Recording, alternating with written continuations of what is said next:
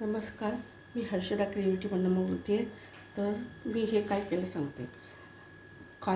आपलं कैरीच्या बारीक छानपैकी फोडी करून घेतल्या सुंदरपैकी, हे बघा. आणि त्याला तिखट मीठ थोडं लावून ठेवलं एक 4-5 मिनटं. आणि मग नंतर ही मी फोडणी केली आहे. फोडणीमध्ये मी काय घातलं सांगते तुम्हाला. थोडी मोहरीची डाळ, मोहरी, हळद, हिंग असं सगळं मी घातलेलं आहे आणि चिमूटभर साखर. त्यामुळे हा कलर असा आलेला आहे. जेव्हा मोहरी तडतडणं बंद झाल्यावर हे टाकायचं. आणि हे आता हे रूम टेम्परेचरला आहे. मग अशावेळी हे आपल्या लोणच्यावर घालायचं. हे बघा.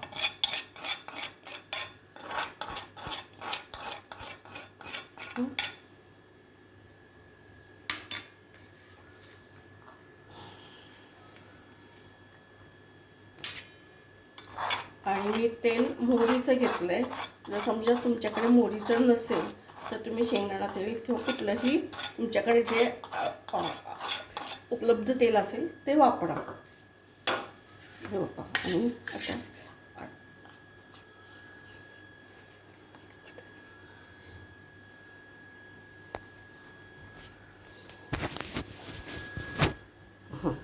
तर हे बघा, आता मी हे छानपैकी मिक्स करते.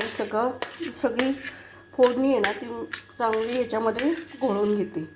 मिक्स केल्यामुळे काय होतं, सगळी फोडणी व्यवस्थित लागते आणि खूप चवदार लागतं. आता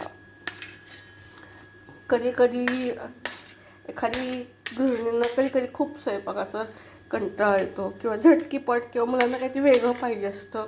तर हे आपण असं, मी काल बाजारातून कैऱ्या विकत आणल्या होत्या थोड्याशा, आणि त्याचं मी हे छोटं झटकीपट होणारं मी लोणचं तयार केलं. हे बघा. ह्या अर्धा किलो कैऱ्या आणल्या होत्या. या कैऱ्या आणलेल्या, आणि या कैऱ्यांचे बारीक बारीक तुकडे करून हे तुकडे असे मी बारीक केले आणि त्याचं हे लोणचं घातलं.